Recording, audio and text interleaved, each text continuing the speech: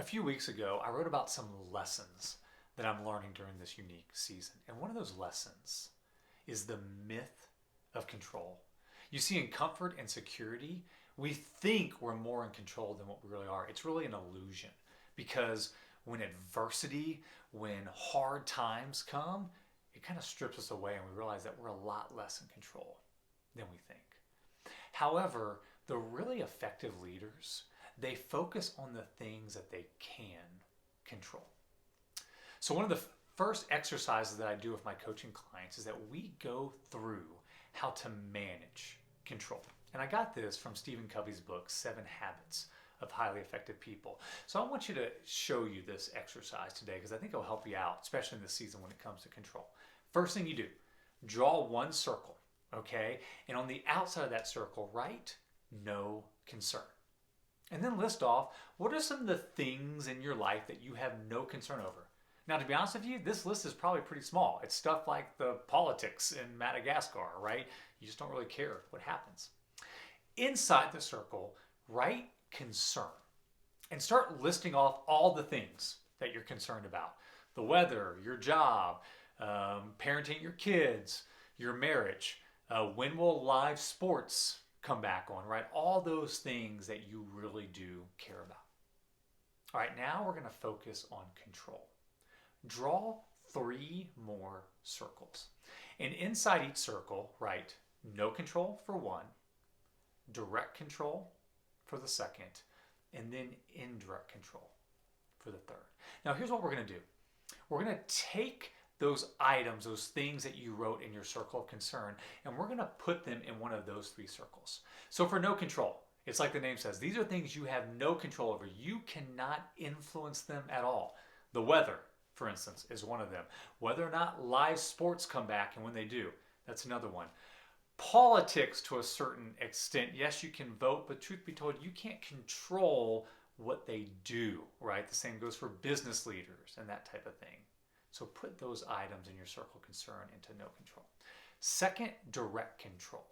These are the things that you have direct influence over.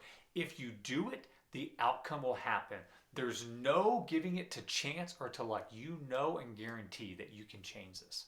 Honestly, the only things that really fall in this circle is your attitude.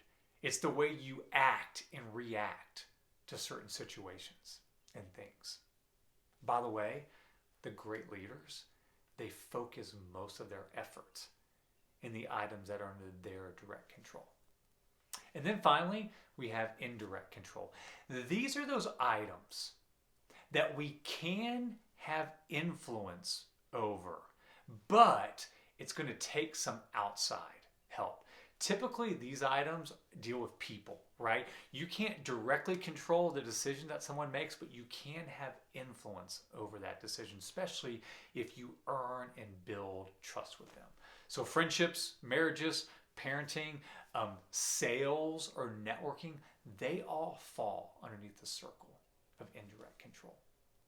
Here's why this lesson is so powerful. We typically focus a lot of our efforts, especially our worrying and our anxiety, on things in the no control circle. And that does us no good. We can't control them at all. And then what we do is we typically blame others for items in our direct control. We blame them for the way we react to certain situations instead of focusing more on the direct control items that are there. So here's our game plan. First off, here's what I want you to do. I want you to look at your no control circle. What items are you spending too much time worrying over in your no control circle? Take some time to reflect and meditate upon those so that you stop worrying about those as much because you know you have no control over them.